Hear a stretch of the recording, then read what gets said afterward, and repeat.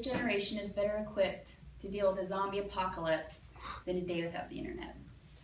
And while it's more likely that the internet is going to get nuked, then we'll have to deal with zombies, I think it's important to go over some survival skills. Using a material that this generation is familiar with, duct tape.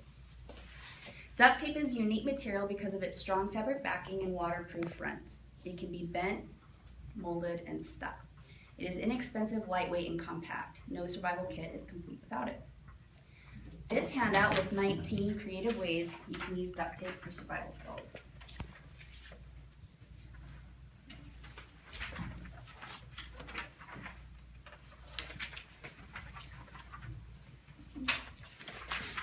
I recommend putting this in your personal survival kit or the glove compartment of your car, along with a roll of duct tape.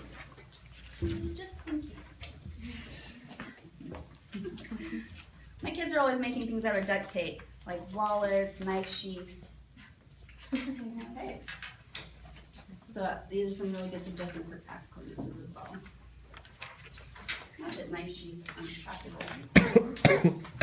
In fact, that's one of the ways you can, if you're in a survival situation and you have to take a knife with you for protection or hunting, you can create a sheath with duct tape, so that's good. And one of your first priorities in a survival situation is finding water or holding your water. So if you have a water bottle, you can take that with you, but after days, light plastic tends to tear and you can use duct tape to repair that. You can waterproof things. You can build little cups or pouches to collect water if you find clean water in a stream or a spring. Another priority is shelter or weatherproofing things. So you can tape together plastic bags, you can attach them to sticks, create shelters. You can repair your clothing, you can waterproof your clothing if you have to go wading through. If there's a broken sewer and the street is flooding, you can waterproof your pants so you don't catch hypothermia later from being frozen. That's a good thing. You can also use duct tape for for first aid. I didn't know this. My dad's a doctor and I'm used to having bandages in these elaborate first aid kits. But you can use duct tape as like butterfly bandages, or if you get cut, you can just use duct tape and tape it together. I never thought of that because I don't think of it as sterile, but it is. You can use that, that's fantastic.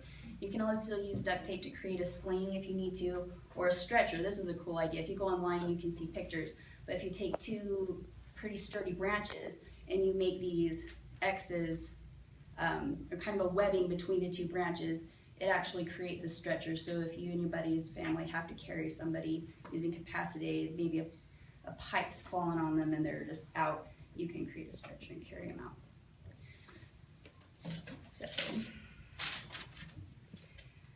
So in this generation, it's really easy to become dependent on the internet and the comforts that it affords.